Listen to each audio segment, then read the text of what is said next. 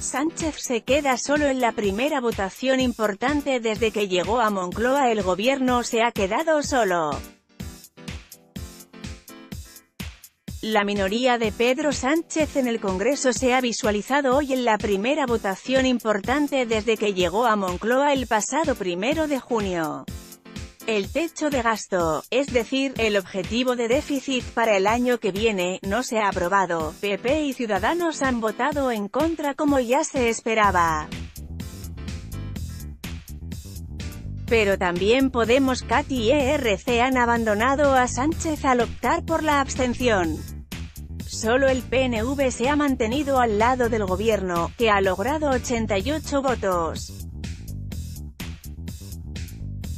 Podemos ha justificado su abstención al considerar que el gobierno socialista ha diseñado el techo de gasto para conseguir el voto del PP.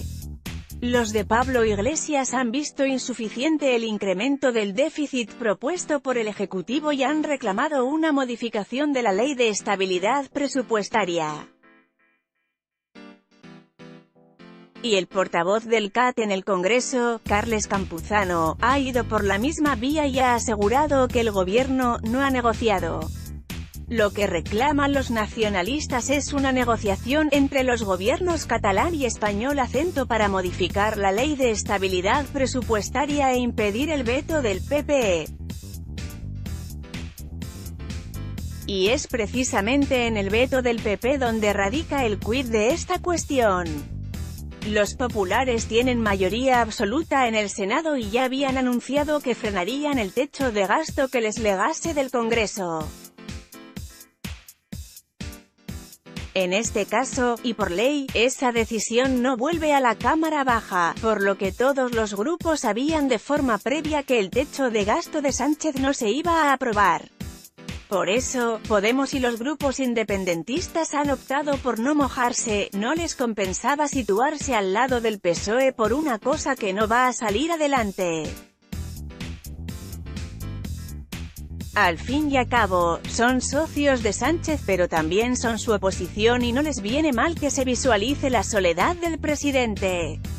El techo de gasto es el paso previo y necesario para aprobar los presupuestos del año que viene.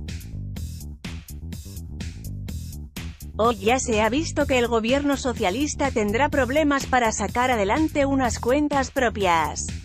Pero nada de eso supone el fin del mundo para el Ejecutivo. Sánchez ya explicó ayer que prorrogará el techo de gasto de este año y, en su día y si no tiene más remedio, también los presupuestos que heredó de Rajoy.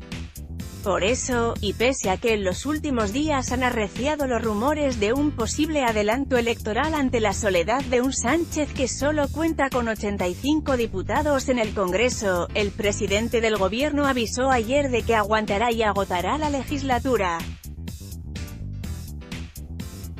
Gracias a esas prórrogas intentará llegar hasta 2020, la fecha prevista para los comicios.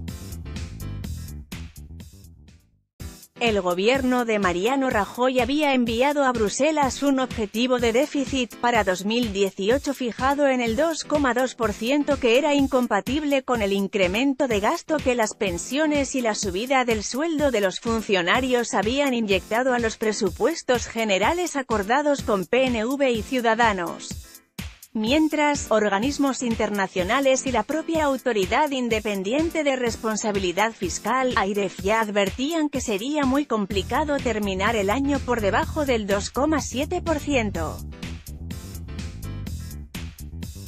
Con estas bases, la ministra de Economía, Nadia Calviño, acudió a Bruselas para renegociar la senda de déficit y consiguió arrancar a sus antiguos colegas de la Comisión que oficialmente se les reconociera ese incremento de 5 décimas.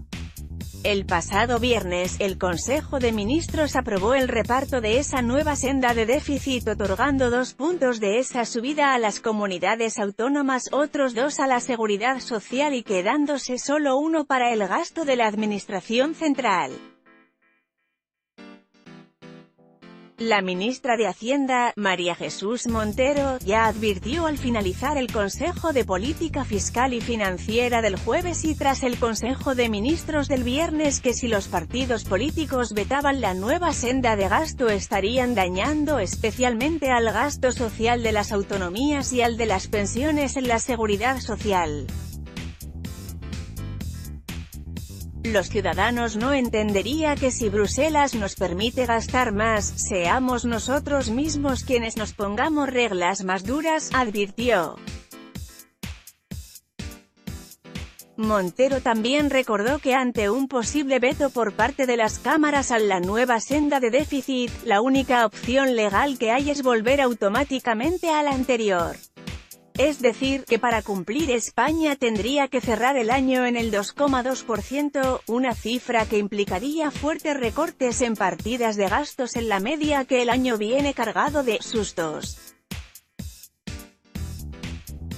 A las mencionadas subidas de las pensiones, unos 1.500 millones, y el sueldo de los funcionarios, alrededor de 2.600, hay que añadir, como ha advertido la AIREF, diversos gastos extra.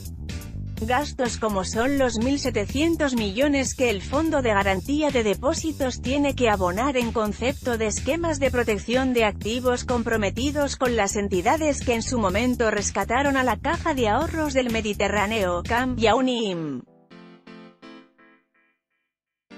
A estos gastos, hay que añadir los créditos fiscales diferidos que ha solicitado Banco Santander para compensar las pérdidas derivadas por la compra del Banco Popular, y que ascienden a 1.000 millones de euros y que duplican los 500 millones solicitados el año anterior. Además, las cuentas públicas de 2018 también tienen que absorber el coste de la responsabilidad patrimonial del Estado, RPA, derivada de la quiebra de las autopistas que implica un gasto público de alrededor de 2.000 millones de euros.